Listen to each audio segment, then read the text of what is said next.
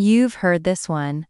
A grocery store display with 24 kinds of jam gets more people stopping to look, but way fewer people actually buying than a display with just 6. It's one of the most quoted findings in behavioral science. More choices, less action. Maybe you felt this yourself, standing in front of a streaming menu for 15 minutes without picking anything, or scrolling a dating app until every profile blurs into the last one. There's just one problem with the famous version of this story. It doesn't reliably happen. The popular version, sometimes called the paradox of choice, says more options overwhelm your decision-making system and shut it down, whether you're picking a jam, a job, or a partner. More choice, guaranteed less action. Part of why this became so famous is that it arrived alongside a broader cultural moment. Psychologist Barry Schwartz's 2004 book, The Paradox of Choice, turned the finding into a sweeping claim about modern life. Too many options in everything, making us miserable. The book was compelling. The underlying research was thinner than the book implied. That gap between a popularized claim and its actual evidentiary base is exactly the kind of thing this channel exists to catch. The claim traces back to a study by Sheena, Iyengar, and Mark Lepper in 2000. Researchers set up a jam tasting table in a grocery store, sometimes stocked with 24 flavors, sometimes with just 6.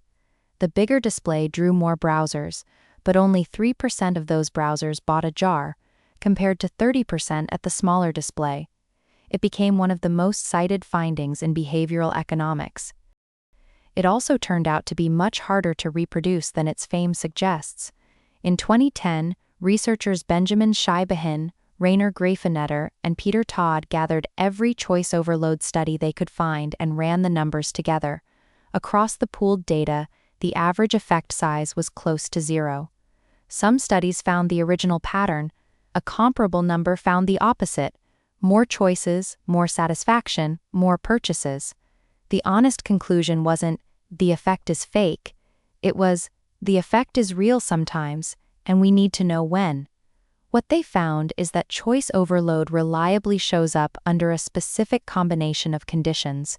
When the choice set is genuinely complex to compare, when you're under time pressure, when you don't already have a clear preference going in, and when you don't have much expertise in the category. Takeaway: most of those conditions say, you already know you like a sweet strawberry jam, and you have time to look and more options stop being a problem.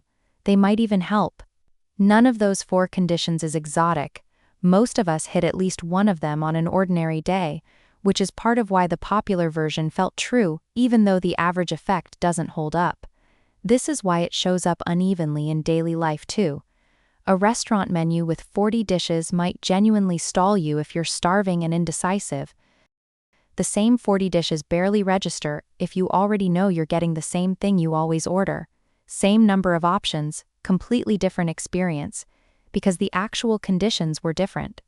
A sommelier choosing among 40 wines isn't overwhelmed the way a first-time buyer is. Expertise turns a complex choice into a fast, confident one, because there's already a clear internal ranking to lean on. So the paradox of choice isn't a paradox that governs every decision you make. It's a specific failure mode that shows up when a decision is complicated, rushed, unfamiliar, and untethered from any preference you already have. Most of your decisions aren't all 4 of those things at once, which means the reason you talked yourself out of a good decision recently probably wasn't too many options. It was some specific combination of pressure, unfamiliarity, and not knowing what you actually wanted. The popular version blames the menu. The real research blames the moment you sat down at it without a plan. Here's the practical version. Next time a decision feels paralyzing, don't blame the number of options. Check which of the 4 conditions is actually driving it. If it's unclear preferences, narrow the field yourself. First decide what you actually want before you look at what's available. If you're stuck picking a show, that's rarely about the catalog size. It's usually that you sat down without deciding what mood you were in first. If it's time pressure, that's the real problem to solve, not the menu. And if it's genuine complexity, That's a sign to get expert input, not to wish the options away. The fix matches the actual cause, not the popular headline. It was never really about how many jars were on the table. It was about which of 4 specific things was actually making the choice hard. Once you see it, you'll notice it everywhere.